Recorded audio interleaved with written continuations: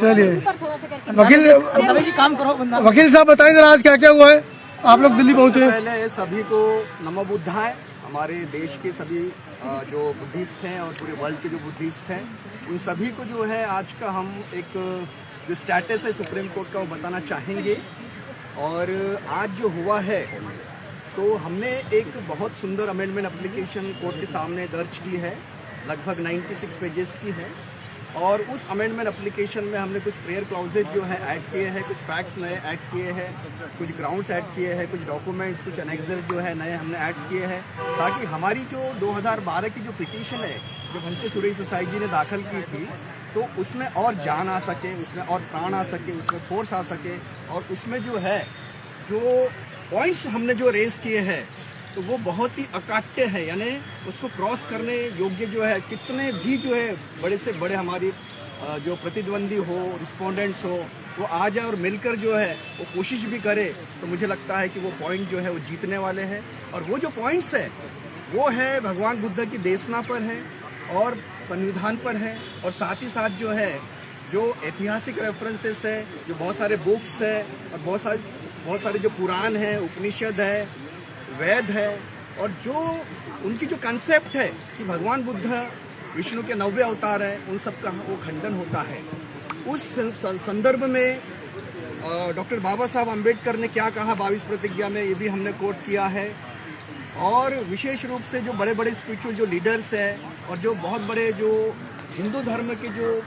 प्रोपोगेटर्स हैं या spiritual leaders हैं, वो भी कहते हैं कि हिंदू धर्म और बुद्धिस्ट जो धर्म है वो डिफरेंट है और इसलिए भगवान बुद्ध विष्णु का अवतार नहीं है। तो ये सारी जो कॉन्ट्रोवर्सी शुरू हुई है वो इसी पॉइंट पर शुरू हुई है कि महाबोधि महाविहार में वो जहाँ वो जो शैवियत जो माठ है और जहाँ पर मंथ जो है अपना डेरा डाले हुए हैं, तो वो इसी कंसेप्ट के आधार पर है कि वहाँ वो भगवान बुद्ध विष्णु के 90 अवतार है। इसका हमने खंडन किया है। हमने कोर्ट को ये बताना चाहा है कि ये बोध गया टेम्पल एक्ट 1949, ये 1949 का एक्ट है, ये संविधान के पहले का है। और संविधान के पहले का होने की वजह से संविधान सुप्रीम है और संविधान का आर्टिकल 25 कहता है रिलीजियस फ्रीडम। वो कहता है कि फ्री कॉन्शियंस, हर एक जो रिलीजन माइनॉरिटी होती है, चाहे वो बुद्धिस्ट हो, चाहे वो क्रिश्चियन हो, पारसी हो, सिख हो, सभी को अपनी जो है माइनॉरिटी इंस्टीट्यूशन मिलती है, रिलीजियस इंस्टीट्यूशन मिलती है और 100% जो है उनके मेंबर्स वही होते हैं, ट्रस्टी वही होते हैं। तो ये पहली इस देश में ये पहली ऐसी जो है ट्रस्ट है जो जहाँ पर 4 बुद्धिस्ट है और 4 हिंदूज है और एक कलेक्टर है। पहले जो है वो कलेक्टर भी हिंदू हुआ करते थे। तो ये जो हिस्टोरिकल प्रमाण है कि भगवान बुद्ध वहाँ एनलाइटेंड हुए हैं और उसके पश्चात जो है सम्राट अशोक ने महाबोधि महाविहार बनाया है, तो वो इसी के जो है प्रतीक का रूप है कि भगवान बुद्ध वहाँ एनलाइटेंड हुए हैं और वो बुद्धिस्ट प्लेस है। और इसलिए जो प्यूरिटी में जो सैक्रेडनेस उसका होना चाहिए, जो पवित्रता जो होनी चाहिए उस जगह की, वो सिर्फ बुद्धिस्ट लोगों के लिए ही होना चाहिए। वहाँ पर ऑल ओवर वर्ल्ड के बुद्धिस्ट आते हैं, वो प्रार्थना करते हैं, वो चैंटिंग करते हैं, वो मेडिटेशन करते हैं। लेकिन बहुत दुख की बात है 300-400 सालों से जो है वहाँ पर एक अतिक्रमण हुआ है, इंक्रोचमेंट हुआ है। किसी महंत की वो प्रॉपर्टी नहीं है, वो वर्ल्ड हेरिटेज साइट जो डिक्लेयर हुआ है, यूनेस्को ने डिक्लेयर किया है, और कोई टाइटल कोई ओनरशिप जो है महंत का नहीं है। तो उन्होंने जो है धीरे धीरे जो है उस महाबोधि महाविहार में एंक्रोचमेंट किया है। ये हमने हमारे अमेंडमेंट एप्लीकेशन में हिस्टोरिकल रेफरेंसेस देकर बताया है। तो हमारा जो मेन पर्पस है, अभी हमारा मेन पर्पस ये है कि बोध गया टेम्पल एक्ट रद्द हो। दूसरा जो है हमारी प्रेयर है अमेंडमेंट में कि सारा जो कंट्रोल है, मैनेजमेंट है, जो रिलीजियस प्रैक्टिस है वो बुद्धिस्ट की हो। तीसरा जो है हमने यहाँ पर ये प्रेयर किया हुआ है अमेंडमेंट में कि अतिक्रमण एंक्रोचमेंट जो भी प्रीमाइसेस में है, जो भी मठ है, जो भी प्रीमाइसेस में जो भी आइडियल्स हैं, उन सब के लिए जिस प्रकार इसी माननीय सुप्रीम कोर्ट ने अयोध्या केस में राम मंदिर के लिए आस्था के ग्राउंड पर जगह दी वो अपने मुस्लिम बांधवों को, उसी प्रकार से हमारी एक प्रेयर ये है कि on the ground of parity, equality before law, वही हमारा आस्था का विषय है। और सेंचुरीज टू सेंचुरीज जो है वहाँ महाबोधि महाविहार में बुद्धिस्ट जो है वर्शिप हो रही है, इस बात का प्रमाण है। और उसी आस्था के ग्राउंड पर जो है हमने ये प्रेयर की है कि राम जन्मभूमि की जो रेशियो है आस्था का वो यहाँ पर अप्लाई किया जाए और ये बुद्धिस्ट प्लेस जो है ये सैक्रेड रखा जाए, उसमें एंक्रोचमेंट ना हुआ जाए और जो मठ वहाँ पर है या जो महंत है उनको कोई अलग जगह दी जाए मंदिर के लिए, ये हमारी ऐसी प्रार्थना है। और हमने जो है इस पर बहुत सारे एविडेंसेस दिए हैं, बहुत सारे जो हमारे डॉक्यूमेंट्स हैं और वो डॉक्यूमेंट जो है हमारा कहना नहीं है, वो हिस्ट्री कहती है। अगर सर अलेक्जेंडर कनिंघम की अगर रिपोर्ट कह रही है, जिन्होंने एक्सकावेशन किया है महाबोधि महाविहार का, अगर वो ये रिपोर्ट कहती है कि वहाँ पर जो है कोई महंत का अस्तित्व नहीं है, वहाँ कोई शिवलिंग नहीं है, वहाँ कुछ नहीं है उस समय, तो इसका मतलब ये है कि हिस्ट्री जो है वो बता रही है। और भी बहुत सारी बुक्स है, बहुत सारे रेफरेंसेस है, बहुत सारे पुरावे हैं, पुराण है, हमने सब जो है वहाँ पर एप्लीकेशन में दिए हुए हैं, बहुत सारे डॉक्यूमेंट्स लगे हुए हैं। उसके बेसिस पर जो है हम अपनी केस को प्राइमा फेसी स्ट्रॉन्ग करके ये केस जो है किसी भी हालत में हमको संविधान के अनुसार आर्टिकल 13 जो कहता है कि संविधान आने के पहले जितने भी कोई एक्ट्स है अगर वो फंडामेंटल राइट्स को वायलेट करते हैं तो वो एक्ट जो है वो निरस्त हो जाना चाहिए, वाइड हो जाना चाहिए। हमारा कहना ये है कि ये एक्ट 1949 का है, 50 में कॉन्स्टिट्यूशन आया है, तो कॉन्स्टिट्यूशन सुप्रीम है, सर्वोच्च है। तो आर्टिकल 13 कहता है कि ऐसे सारे एक्ट जो है अपने आप निरस्त हो जाना चाहिए। लेकिन ये एक्ट 49 से आज तक चल रहा है, आज 25 है, ये 2025 है, तो इतने सालों से ये एक्ट चल रहा है और इसकी वजह से सबसे बड़ा प्रॉब्लम क्रिएट हो रहा है। और सभी जो आंदोलन जो हो रहे हैं, आप देख रहे हैं भिक्षुगण, बनते जी 91 ईयर्स ओल्ड है, बनते सुरई ससाई जी,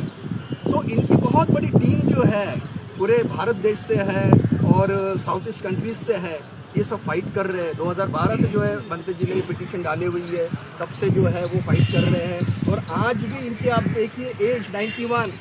वो आज भी वही जुनून है, वही ऑब्सेशन है। वकील साहब, आज किस मुद्दे पर बहस शुरू हुई और किस मुद्दे पर खत्म हुई? आज इस मुद्दे पर बहस शुरू हुई है कि हमने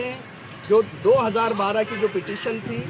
हमारे अनुसार जो है वो इनकम्प्लीट थी, उसमें और भी हमको मुद्दे डालने थे, पॉइंट्स डालने थे, प्रेयर्स डालने थे, ग्राउंड डालने थे, जजमेंट डालने थे। क्योंकि 2012 से लेकर 2025 तक सुप्रीम कोर्ट ने कई जजमेंट्स दिए हैं, चाहे वो अयोध्या का केस हो, चाहे वो अलीगढ़ मुस्लिम यूनिवर्सिटी हो, चाहे वो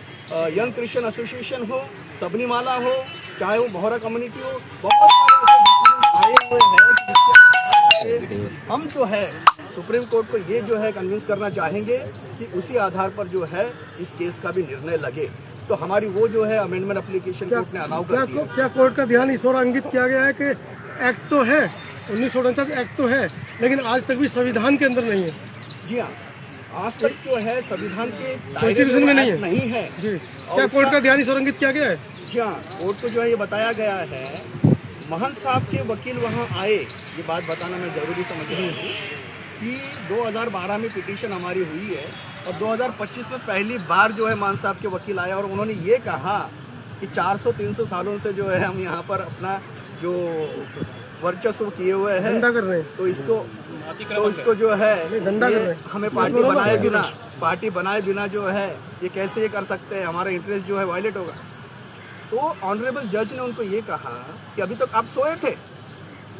और अगर आपको जो है पार्टी नहीं बनाए तो आप एप्लीकेशन करते बैठो। तो जज साहब ने जो है उन पर स्ट्रिक्चर पास किए, उनसे एग्री नहीं हुए। तो इसका मतलब ये हुआ है कि जो मोमेंटम, जो वातावरण पूरे देश में और पूरे विश्व में जो अभी हो रहा है और ऐसा लग रहा है कि अभी ये महाबोधि महाविहार मुक्त होने वाला है, तो जो अपोनेंट रहते हैं, दुश्मन रहते हैं, वो डर जाते हैं और जब डर जाते हैं तो फिर वो सामने आते हैं, अदरवाइज छुप रहे। तो ये ऐसा ही आज हुआ है, एक वातावरण बना हुआ है कि ये जो महाबोधि महाविहार जो है आज नहीं कल जो है वो मुक्त होने वाला है और वहाँ जितने भी जो बुद्धिस्ट जो है मॉन्क्स है या बुद्धिस्ट लोग हैं, उन्हीं के कंट्रोल में, उन्हीं के मैनेजमेंट में जो है ये महाबोधि महाविहार दिया जाएगा। क्योंकि इसके लिए पॉलिटिकली भी जो है प्रयास हो रहे हैं, इसके लिए जो है सोशली प्रयास हो रहे हैं, उसके लिए आंदोलन हो रहे हैं, मोर्चे हो रहे हैं, मशाल यात्रा चल रही है। सवाल ये आ रहा है कि 2012-13 से जैसे पिटीशन दाखिल हुई तब से एक मामला चल रहा है सुप्रीम कोर्ट में, लेकिन इस समय लोग ये जानना चाहते हैं कि किस स्टेज पर है ये जो मामला है। हाँ देखिए, 2012 से जो है ये पिटीशन चल रही है, लेकिन आपके इन्फॉर्मेशन के लिए मैं ये बता दूं कि 2009 में पहली पिटीशन भंते जी ने किए थे, और उस समय जज साहब ने जो है, 2 जजेस थे, उन्होंने लिबर्टी दिया कि आप गवर्नमेंट ऑफ इंडिया की तरफ थोड़ा सा प्रयास करिए, और अगर वहाँ पर जो है प्रयास ना हो तो फिर से आप आइए।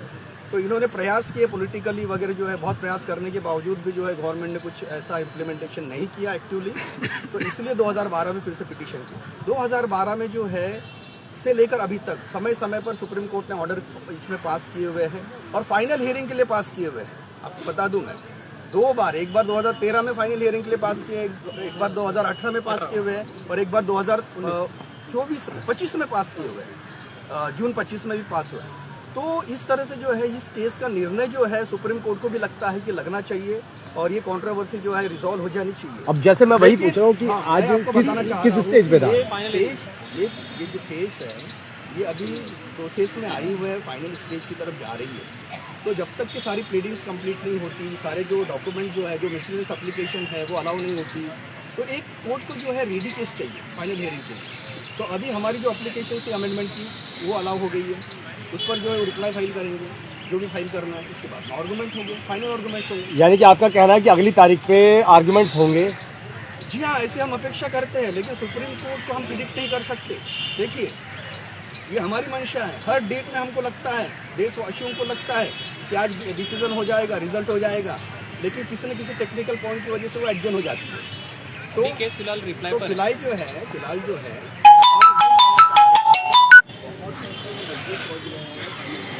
एक और सवाल है कि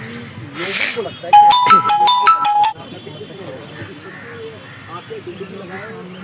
सुप्रीम कोर्ट से लाइव दिखा रहा हूं मैं सुनील बौद्ध, अशोक राज फाउंडेशन, फाउंडर और the Buddhist society of India, Delhi Pradesh committee member. साथियों, सुप्रीम कोर्ट जो आना हुआ था आज BTMC मुद्दे यानी कि बोध गया महाबोधि महाविहार मुद्दे को लेकर हेयरिंग थी, और उसी हेयरिंग को लेकर आज 2 नंबर कोर्ट में 19 नंबर आइटम लगा हुआ था, और उस पर जो सुनवाई हुई है, जो जज साहब ने बोला है वो भी आपने सुना है, लाइव देखा है, वकील साहब ने क्या आर्गुमेंट किए हैं और क्या वहाँ पर कार्रवाई हुई है। और ये अभी इंटरव्यू चल रहे हैं, ये तमाम उपासक उपासिका भंते लोग भिक्षु संघ आए हुए हैं, देख सकते हैं सीधा लाइव। 30 अक्टूबर 2025 का ये लाइव है सीधा।